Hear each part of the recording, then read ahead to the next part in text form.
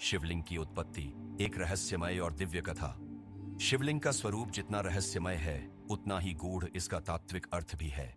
शिवलिंग केवल भगवान शिव का प्रतीक नहीं, बल्कि यह संपूर्ण ब्रह्मांडीय ऊर्जा और सृष्टि के रहस्य को भी समाहित करता है। शिवलिंग भगवान शिव का निराकार और दिव्य प्रतीक माना जाता है। यह परमात्मा और प्रकृति की एकता का द्योतक है। शिव के विरह और उनके तप के रूप में शिवलिंग को पूजा जाता है, जो ब्रह्मांड की सृष्टि, पालन और संहार का प्रतीक है। यही कारण है कि शिवलिंग की पूजा से शिव और शक्ति दोनों की कृपा प्राप्त होती है।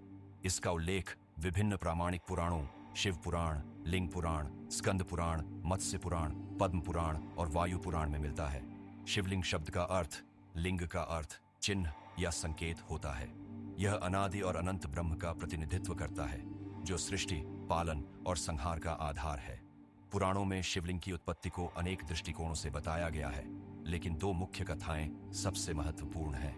एक, ब्रह्मा और विष्णु के बीच श्रेष्ठता का विवाद और ज्योतिर्लिंग का प्रकट होना, और दो, शिव और शक्ति के संयोग से सृष्टि की उत्पत्ति।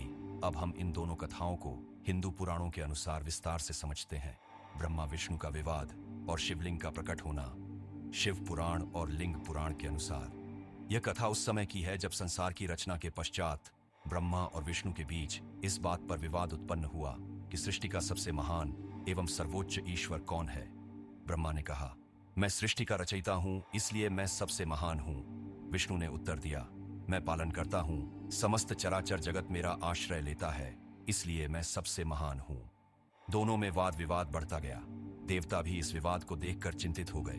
तब भगवान शिव ने एक ज्योतिर्लिंग के माध्यम से दोनों की परीक्षा लेने का निर्णय लिया। तभी अचानक एक प्रकाशमयी, अनंत और विशाल अग्निस्तंभ प्रकट हुआ, जिसका आदि और अंत कोई नहीं जान सका।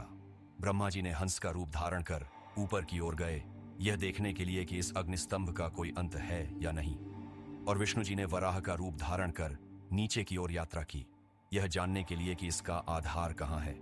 युगों तक खोजने के बावजूद दोनों इस अग्निस्तंभ का आदि और अंत नहीं ढूंढ पाए। विष्णु जी ने अपनी पराजय स्वीकार की और भगवान शिव को नमन किया, लेकिन ब्रह्मा जी ने असत्य का सहारा लिया और उन्होंने एक केतकी पुष्प को गवाह बनाकर कहा कि वे ज्योतिर्लिंग के अंत तक पहुंच गए थे। भगवान शिव यह सुनते ही क्रोध में आकर ब्रह्मा को श्राप दिया, तुमने झूठ बोला है, इसलिए अब से तुम्हारी कोई पूजा नहीं करेगा। और तभी से ब्रह्मा जी की पूजा नहीं होती है। केतकी पुष्प को भी श्राप दिया गया कि वह शिव पूजा में कभी स्वीकार नहीं किया जाएगा। इसके बाद भगवान शिव ने अपने ज्योतिर्लिंग स्वरूप में प्रकट होकर कहा, मैं ही आदि और अनंत हूं, मैं ही सृष्टि, पालन और संहार का आधार हूं। जो भी मेरे लिंग रूप की उपासना करेगा उसे मोक्ष प्राप्त होगा।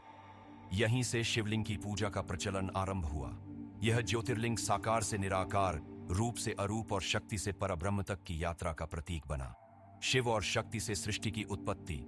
लिंग पुराण एवं तंत्र ग्रंथों के अनुसार भगवान शिव और माता सती की कथा शिवलिंग की उत्पत्ति से जुड़ी हुई है। शिव के विरह और उनके तप के रूप में शिवलिंग को पूजा जाता है, जो ब्रह्मांड की सृष्टि, पालन और संहार का प्रतीक है। यही कारण है कि शिवलिंग की पूजा से शिव और शक्ति दोनों की कृपा प्राप्त होती है। शिवलिंग को केवल शिव का प्रतीक नहीं, बल्कि सृष्टि की उत्पत्ति और शिव शक्ति के संयोग का प्रतीक माना जाता है। शिवलिंग के तीन मुख्य भाग होते हैं। एक, ऊर्ध्व भाग, गोलाकार लिंग। यह परमात्मा शिव का निराकार स्वरूप दर्शाता है, जो चेतना और ब्रह्मांडीय ऊर्जा का केंद्र है। दो, मध्य भाग, योनिपीठ। यह माता शक्ति और प्रकृति का प्रतीक है, जिससे सृष्टि की रचना होती है। तीन, आधार भाग, पीठिका।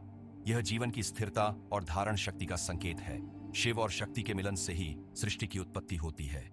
यही कारण है कि शिवलिंग की पूजा करने से व्यक्ति को आध्यात्मिक उन्नति और मोक्ष प्राप्त होता है। शिव पुराण के अनुसार भगवान शिव ने पृथ्वी पर अपने स्वयंभू 12 ज्योतिर्लिंगों की स्थापना की, जो इस प्रकार हैं: सोमनाथ ज्योतिर्लिंग, गुजरात; मल्लिकार्जुन ज्योतिर्लिंग, आंध्र प्रदेश; महाकालेश्वर ज्योतिर्लिंग, मध्य प्रदेश; ओंकारेश्वर ज्योतिर्लिंग, मध्य प्रदेश; केदारनाथ ज्योतिर्लिंग, उत्तराखंड; भीमाशंकर ज्योतिर्लिंग, महाराष्ट्र; काशी विश्वनाथ ज्योतिर्लिंग, उत्तर प्रदेश; त्र्यंबकेश्वर ज्योतिर्लिंग, महाराष्ट्र; वैद्यनाथ ज्योतिर्लिंग, झारखंड; नागेश्वर ज्योतिर्लिंग, गुजरात; रामेश्वरम ज्योतिर्लिंग, तमिलनाडु; कृष्णेश्वर ज्योतिर्लिंग, महाराष्ट्र।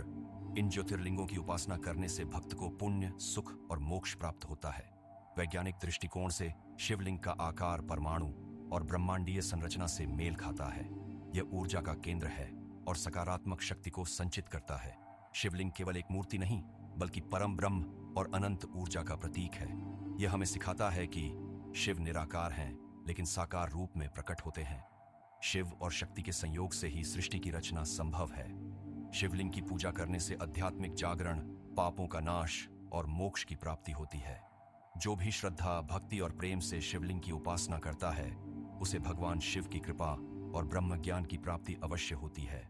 सनातन ज्ञान के इस पवित्र सफर में हमारे साथ चलें, लाइक और सब्सक्राइब करें। आपके एक लाइक से यह संदेश और दूर तक जाएगा। सब्सक्राइब जरूर करें।